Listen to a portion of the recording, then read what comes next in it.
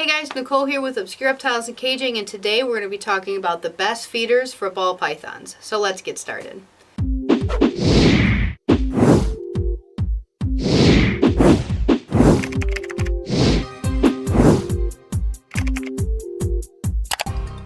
Hey guys, so I know a lot of people have a lot of different opinions on this, so I'm just going to tell you my opinion, my experience. Could be totally different from what you think or believe or what you do. It's totally okay. I'm just telling you what I have found.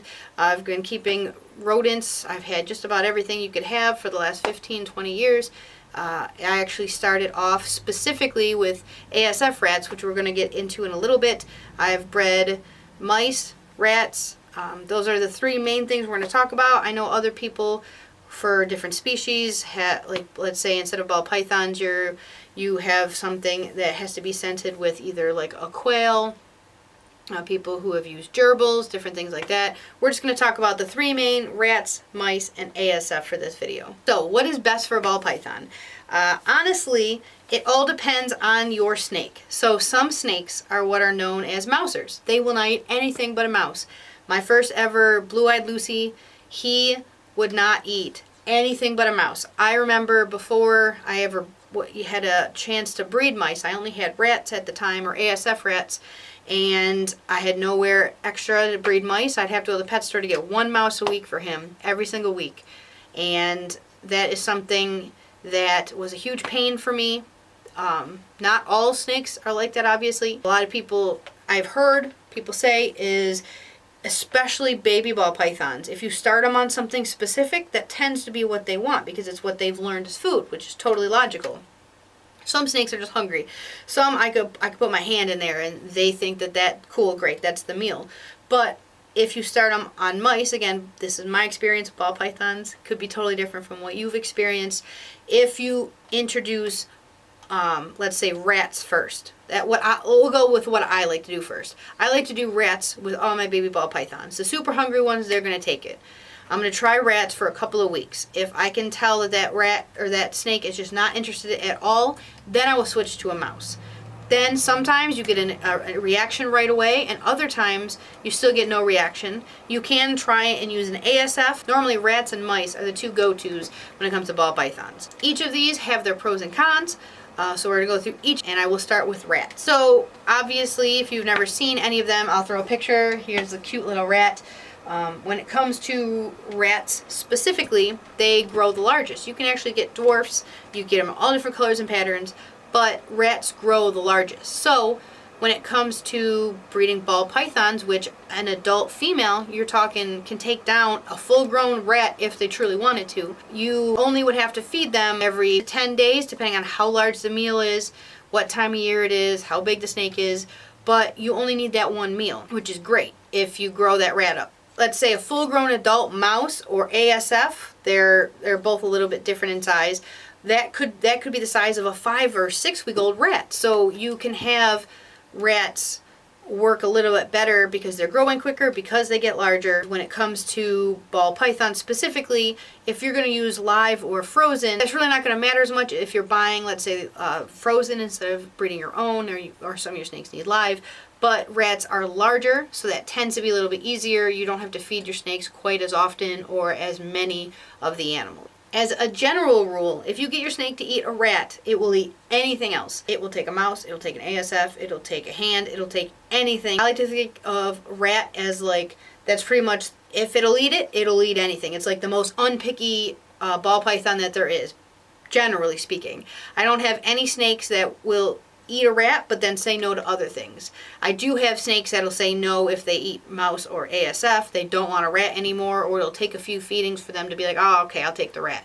But generally, if they eat rats, they'll eat anything, and they're really good feeders. So that's why I like to start all my snakes on rats when possible. When it comes to rats, they're really easy to care for. They tend to be good if you have to switch. So let's say you have a breeding group and your male's getting old, or your male dies, or something happens. You can switch a new male in, and there might be a little bit of fighting in the beginning, but they don't really hurt each other too much. They're not super aggressive as long as you don't have two males in there, but they tend to be really kind of easygoing animals. Now, the negative for rats, they are really smart. They're really cute, and they can be really friendly. A lot of people have them as pets, and they make fantastic pets. So when it comes to having a rat and having to feed it, it can be very, very heartbreaking, especially when the size, let's say, of most grow-out snakes are eating these really cute weaned or small rats.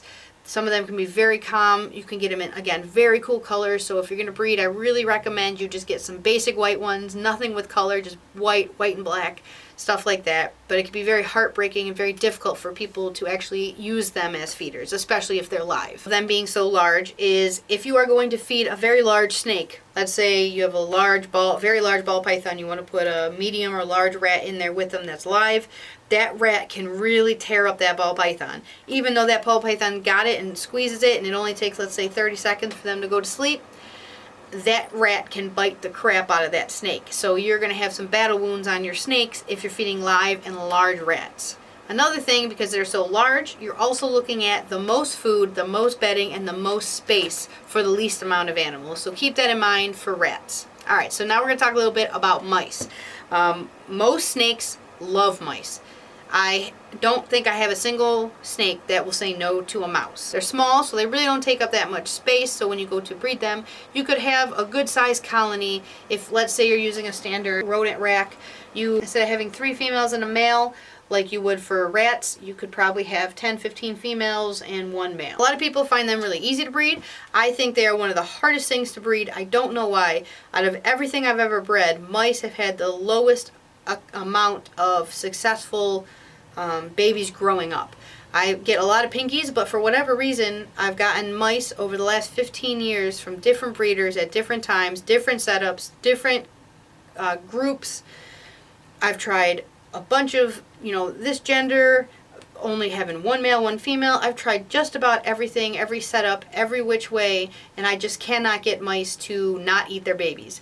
So that is something I struggle with, but I know a few people who breed them and breed them very well, and they are fantastic, but I personally am not good at it. Also, like the rats, mice can come in a lot of different colors and patterns. They can be really cute. Some people have them as pets. They're not something that really needs to be bonded as much. Like, for example, rats, you always want to get a pair, same gender pair if you're not breeding.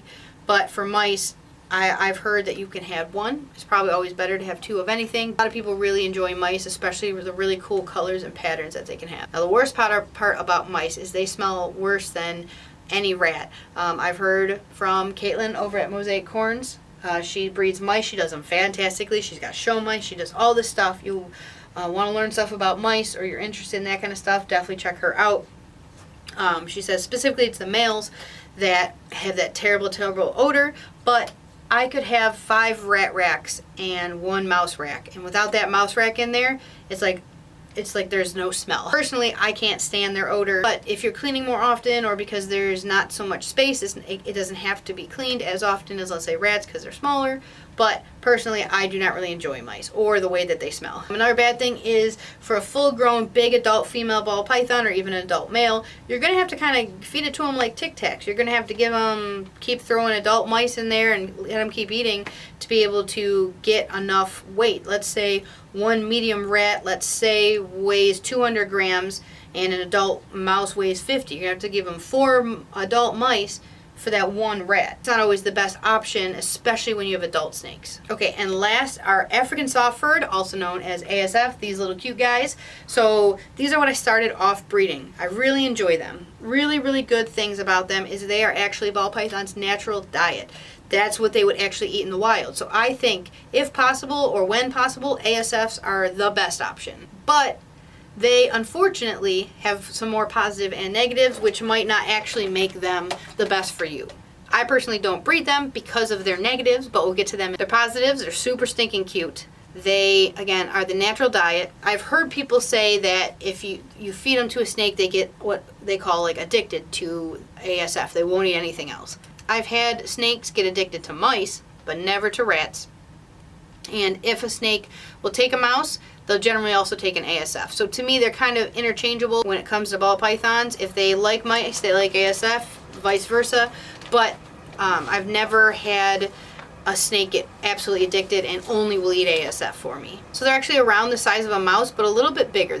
Another positive is they literally have like no odor. Like you can breed them and they pick one little corner of their cage and you could just scoop that out every 4, 5, 6 days, and you really only have to clean the rest of the cage every 2 weeks, every 10 days. Like my rats and my rodents, I clean them every 5 days. So it's a lot less cleaning. They're actually pretty cleanly animals and will pick a spot to go. Now negatives.